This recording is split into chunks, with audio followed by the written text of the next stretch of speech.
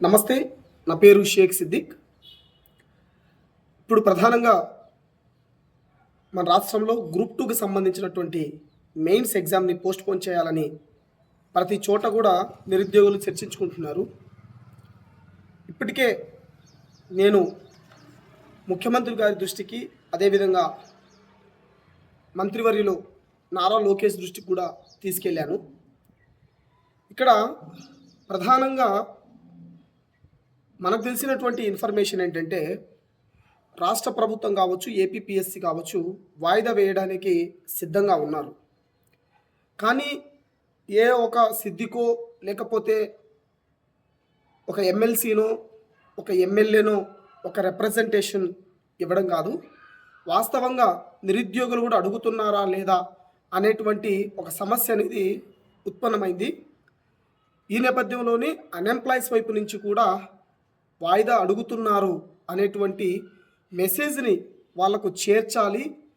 వాళ్ళు చేరిస్తే ఖచ్చితంగా వాయిదా పడుతుంది అనేటువంటి ఉద్దేశంతో చాలా చోట కూడా టెలిగ్రామ్ గ్రూప్లో కూడా వాయిస్ చాట్ రూపంలో చెప్పడం జరిగింది.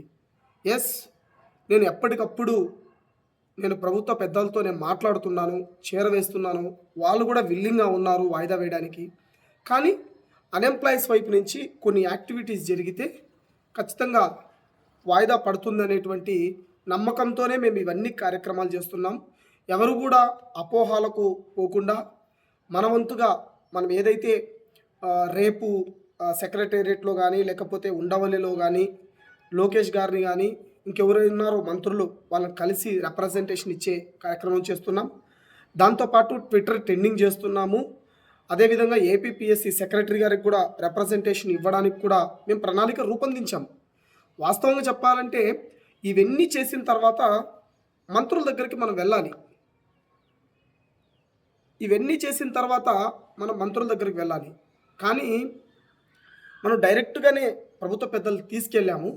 సో ఈ విధమైనటువంటి ఒక ప్రశ్న ఉత్పన్నమైంది. నిరుద్యోగులు వాస్తవంగానే అడుగుతున్నారా లేదా, అడిగేటట్లయితే ఎక్కడైనా మీడియాలో కావచ్చు లేకపోతే ఇంకో చోట్ల మనకు కనిపించాలి కదా.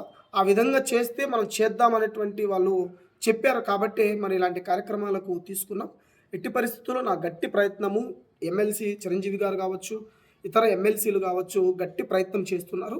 ఖచ్చితంగా పోస్ట్పోన్ అయ్యేటట్లు అందరి అభిప్రాయాల మేరకు మనం పోస్ట్పోన్ చేసేదానికి ప్రయత్నం చేస్తున్నాం.